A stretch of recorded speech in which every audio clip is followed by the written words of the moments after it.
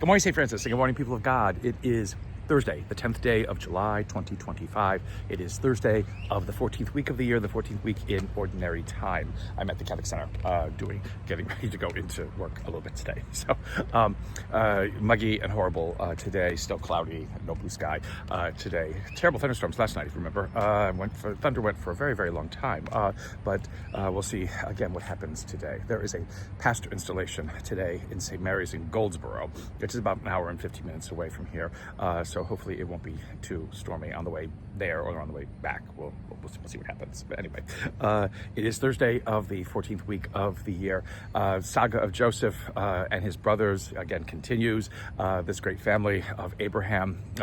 Now Joseph reveals himself. Well, Joseph is met with the reality that the pain and suffering that his decision to bring either Jacob to Egypt or to bring Benjamin, the youngest son, to Egypt is causing upon his family, because again Joseph is playing with them, because again they sold him into slavery actually, and not killing him, and things like that. And so to get back at them, Joseph concocts this plan, because now he is a powerful person, almost akin to Pharaoh, as Judah says to him, and Judah speaks to him, and how impossible all of this is, and it's not going to work. And it's then that Joseph finally realizes that forget the game and whatever it is, his brothers are in trouble and he needs to respond to them, and he finally reveals himself to them, although they don't believe it's him, because again he's probably painted up to look like an Egyptian, which would be very different than an Israelite would look. And as he reveals himself in all of that, there is this great reconciliation, this great reunion that happens, and he tells the brothers not to be sad and not to be guilt-ridden or remorseful because of what they did, because it was to save their lives, again, that God brought him to Egypt, and that is again a very powerful moment. Again, this whole kind of saga and story, there are many lines that can merit some attention to this, but in this part of the saga of Abraham's family, where Joseph realizes again that this is where he needed to be able to save the lives of his family, is very powerful. And it hints again of that Paschal mystery of death giving way to life, of disappointments giving way again to hope, of despair giving way to new horizons, and new wonders.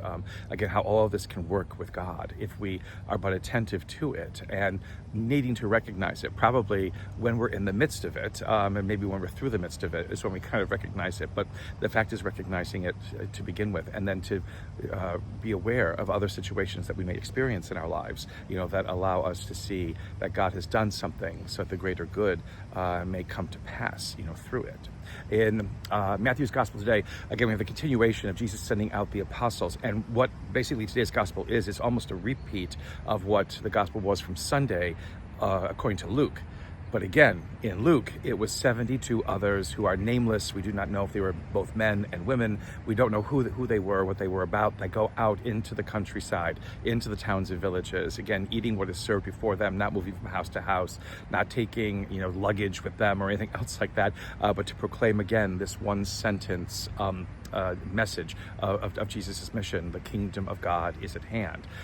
In Matthew's gospel, it's just limited to the apostles, which kind of again ruins the power of what Luke's gospel is proclaiming. It isn't just this certain group of men that are sent out to do this. In Luke's gospel, it is all of us, because all of us are involved in this proclamation of the kingdom, not certain people again who dress funny, wear different hats, carry a cane, whatever it is. It is all of us who are baptized, are given this great responsibility of proclaiming to the world of God's kingdom is at hand. And you see it through the work that we are able to accomplish in healing and curing some of the burdens that we carry, and helping each other realize the more about them, and the more that's resting, that is resting in themselves, that's just waiting to come to birth, that sometimes we are afraid is too good to be true, because it isn't. Again, the echo of resurrection continues, to come through in these readings and in these days that have followed Pentecost, because resurrection is not something that we only celebrate during Easter. It is something that we're meant to celebrate all of our lives as believers in this world. The understanding always, again, that Christ's power, that God's power moves us from death to life always, and our proclamation must be the same to those we encounter and meet in our lives. A blessed day, St. Francis and people of God. May the Lord give you his peace.